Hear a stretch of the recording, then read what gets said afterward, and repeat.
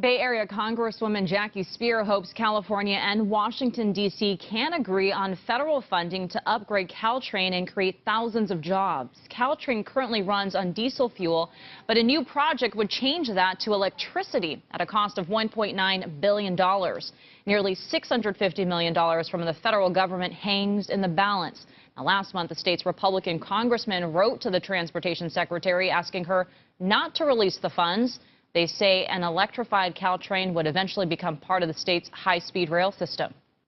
Electrifying Caltrain has been an effort for more than 15 years. California's congressional Democrats also sent a letter asking the transportation secretary to approve the funds, which they say would create more than 9,000 jobs. We should know this month what President Trump's transportation secretary decides. And this is the first big showdown between the Trump administration and California. Joining us now to talk more about this funding issue is High-Speed Rail Board Chair Dan Richard. Thanks for being here. Good morning. This money is basically tied with high-speed rail funding. Caltrain doesn't like to talk about it much, but they need this money in order to electrify the system to keep it going, right? There are several sources of money for the Caltrain electrification, which for years has been the #1 transportation priority for the Bay Area. Because it can't keep operating as a diesel, make money and provide service. And by the way, electric trains are both faster, but that you can get more capacity in there, which is what this money is for. Look, this was really, I think, showing that the opponents are on the wrong side of history on this. This is a very important project for the Bay Area and for the state.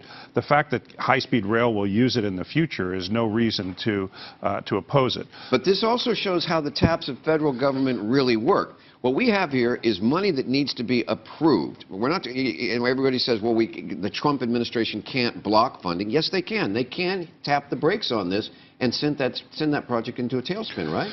Well, but I think one of the interesting things this week was, yes, there was the Republican letter that said, oh, don't do this money because it might affect high-speed rail. Virtually at the same time, the new president was coming out and lamenting the fact that America doesn't have fast trains and hosting the Japanese prime minister who came to say, we'll bring money to put money into fast trains. Of the state's Republicans, and by the way, the Republicans are in charge of the House, the Senate, and the presidency, 14 of them saying, don't do it. That's a chit down for the incoming president and his administration, isn't it? Well, I think the question is whether or not the incoming president and incoming Secretary Chow are going to be more motivated by the fact that there are American jobs. Look, these trains, by the way, would be built in Utah.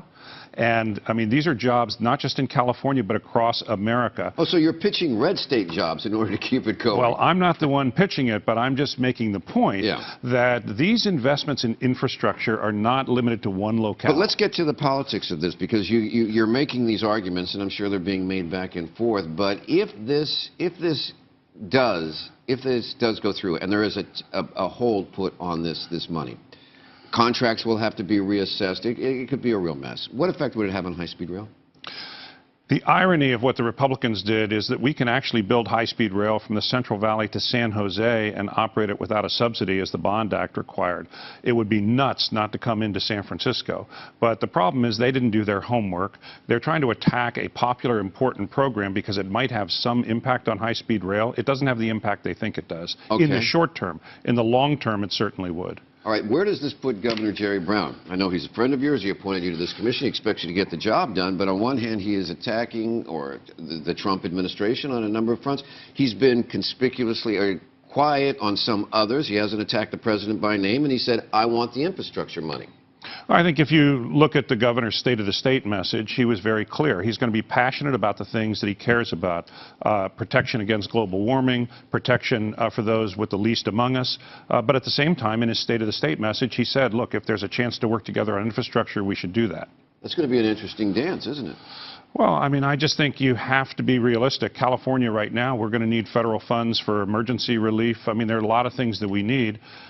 You know, I think if everything's about everything, you get nothing. So you have to be practical, and this governor is. That's the quote of the day, folks. If everything is about everything, you get nothing. You can even remember that while you're driving in your car and having fun with your family about where to go.